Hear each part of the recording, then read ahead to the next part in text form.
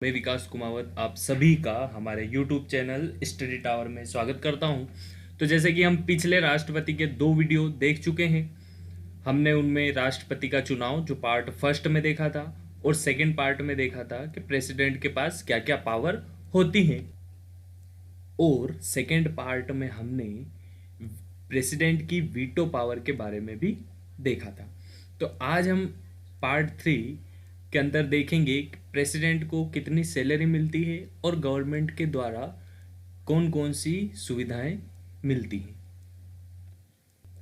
सबसे पहले बात करें प्रेसिडेंट के बारे में, तो वह हमारे राष्ट्र का प्रथम नागरिक होता है और राष्ट्रपति तीनों सेनाओं, जल सेना, थल सेना और वायु सेनाओं का प्रमुख होता है।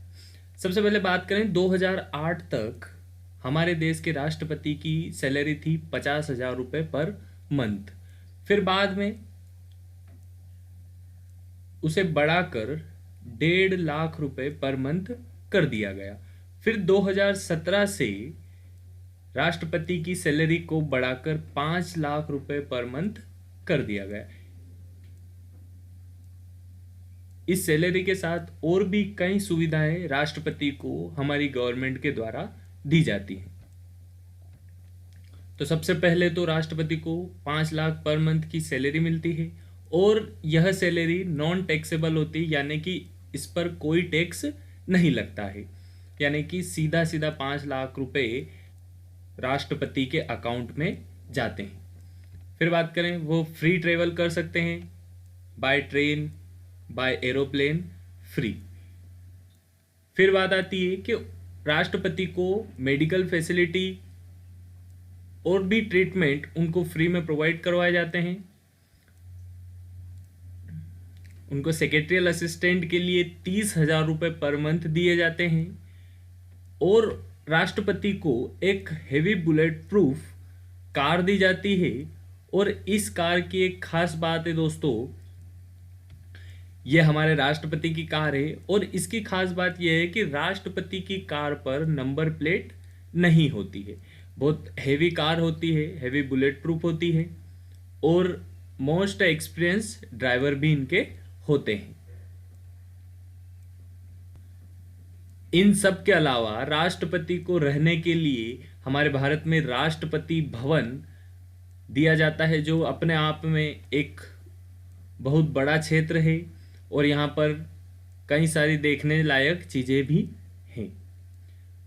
बात करें मुगल गार्डन, तो वो राष्ट्रपति भवन के अंतर्गत ही आता है। राष्ट्रपति भवन के अलावा राष्ट्रपति को और भी 2 हाउस दिए जाते हैं, जिनमें से एक है राष्ट्रपति निलायम जो हैदराबाद में है और एक होता है रिट्रीट बिल्डिंग जो शिमला में है। ये दोनों घर भी राष्ट्रपति को दिए जाते हैं। और दोस्तों, राष्ट्रपति को राष्ट्रपति भवन में रहने के लिए कोई किराया नहीं देना पड़ता और यहाँ पर जो स्टाफ काम करते हैं उनकी सैलरी भी हमारी गवर्नमेंट के द्वारा दी जाती है। यहाँ कई सारे वर्कर्स काम करते हैं, जैसे सफाई कर्मचारी, मैनेजमेंट और भी कई सुरक्षा कर्मचारी यहाँ काम करते हैं। अब बात करते हैं कि जब हमारे देश के राष्ट्रपति रिटायर हो जाते हैं तो क्या उस रिटायरमेंट के बाद भी उनको पेंशन मिलती है? तो हाँ, बिल्कुल, रिटायरमेंट के बाद भी हमारे राष्ट्रपति को पेंशन मिलती है और 1.5 लाख रुपए पर मंथ की पेंशन दी जाती है और उन्हें सेक्रेटरी असिस्टेंस या यूँ बोल दें कि उनकी वाइफ को 30,000 रुपये पर मंथ दिया जाता है। रिटायरमेंट के बाद भी उन्हें एक फर्निश रेंट फ्री बंगलो मिलता है, मतलब उसका भी उन्हें कोई रेंट नहीं चुकाना पड़ता है। इसके बाद उन्हें लैंडलाइन और फ्री मोबाइल सुविधा भी दी जाती है। फिर उन्हें उनके पास जो स्टाफ है उसके लिए 60,000 रुपये पर ईयर भी दिया जाता है। और रिटायरमेंट के बाद भी अगर राष्ट्रपति कहीं भी पूरे वर्ल्ड में अगर ट्रेवल करता है बाय ट्रेन या बाय एरोप्लेन, तो वो उनके लिए बिल्कुल फ्री होता है और वह अपने साथ किसी एक व्यक्ति को ले जा सकते हैं। उस व्यक्ति का भी किराया बिल्कुल फ्री होता है। तो दोस्तों, इस तरह हमने राष्ट्रपति की सैलरी के बारे में जाना, उन्हें क्या क्या सुविधाएं दी जाती है। इन सब के अलावा दोस्तों, राष्ट्रपति को कड़ी सुरक्षा दी जाती है। अब हम देखते हैं कुछ महत्वपूर्ण अनुच्छेद। तो सबसे पहले हम बात करें 52वें अनुच्छेद की, तो यहाँ 52वें अनुच्छेद के अंतर्गत हमारे भारत के राष्ट्रपति को बताया गया है। बात करें 54 आर्टिकल 54 की, तो यहाँ पर राष्ट्रपति का चुनाव होता है, जो मैंने सेकेंड वीडियो के अंतर्गत बता रखा है। आप पिछले दोनों वीडियो को देखने के लिए डिस्क्रिप्शन में उनके लिंक पर क्लिक करें या आपकी स्क्रीन पर आ रहे आई बटन पर क्लिक करें। फिर बात करें अनुच्छेद 55 की, तो राष्ट्रपति के चुनाव के तरीकों को बताया गया है। फिर बात करें अनुच्छेद 56 की, तो यहाँ पर राष्ट्रपति का कार्यकाल बताया गया है, जो कि कितना होता है दोस्तों, 5 वर्ष, मैंने आपको बताया था। फिर बात करें अनुच्छेद 60 की, तो राष्ट्रपति यहाँ शपथ ग्रहण करता है। फिर बात करें अनुच्छेद 61 की, तो राष्ट्रपति पर महाभियोग की प्रक्रिया, यानी कि अनुच्छेद 61 के अंतर्गत हम राष्ट्रपति पर महाभियोग लगाकर उन्हें पद से हटा सकते हैं।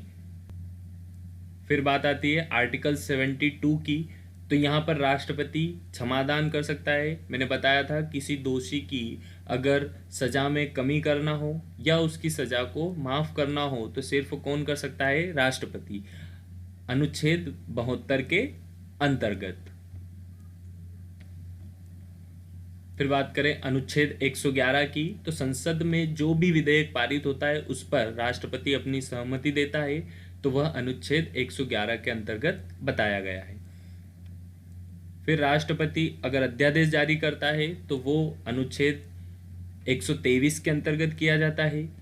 और राष्ट्रपति जब सर्वोच्च न्यायालय से सलाह लेता है तो वह आर्टिकल 143 यानी 143 के अंतर्गत लेता है।